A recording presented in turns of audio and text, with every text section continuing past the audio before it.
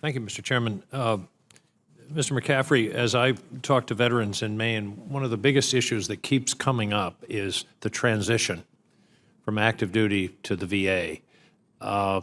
Is there a seamless transfer now of electronic medical records between the Department of Defense and the VA?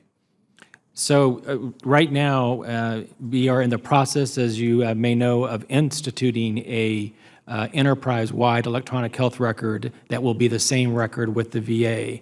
Right now, both VA providers and MHS providers can access the same database for either active duty or veterans, but we don't have a seamless EHR. That is what the department, working with Congress, decided to do a couple of years ago, and we've just started that initial deployment in the Pacific Northwest, and that deployment will roll out across the country over the next several years. At that end state, Senator, that is indeed what we'll have. We will have not two records that talk to each other, but we'll have one single record for both the VA and for the DoD, and so that will follow a service member seamlessly from the point of entry into the military all the way out to their separation and their entry into the VA system. I think that's a crucial development, and I hope that it will be a high priority for you. And in terms of the timing, just remember Eisenhower retook Europe in 11 months.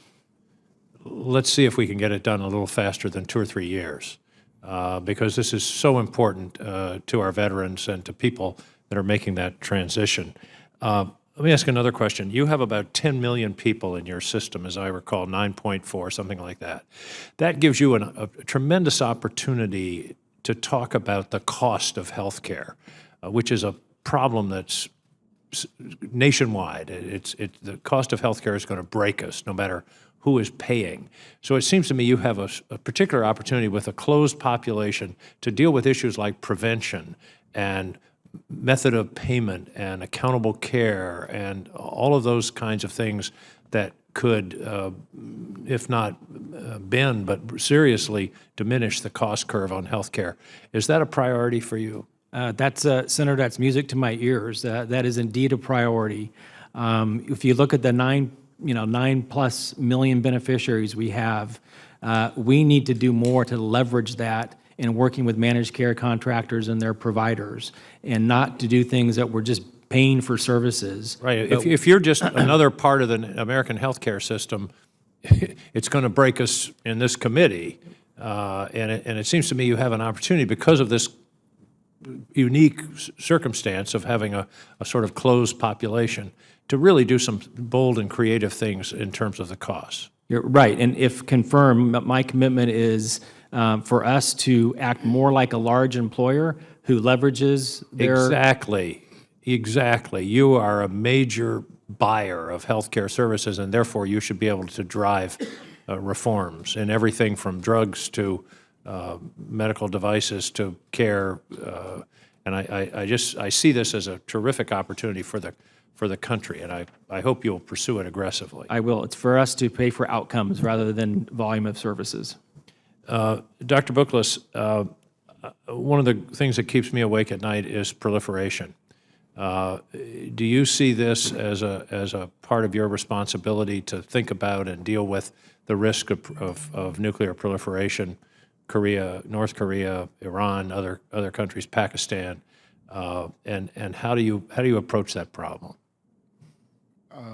Yes, I believe that the support of the nation's nuclear nonproliferation goals is a critical part of the NNSA. And I believe that NNSA has exercised leadership in some elements of that, including the uranium work that was done to try to pin down uranium that was no longer needed. It became surplus. Also to reduce the highly enriched uranium in reactors around the world, and push nuclear reactors that are used for research to using low enriched uranium. And I believe that the NNSA has a continuing role to support all verification regimes.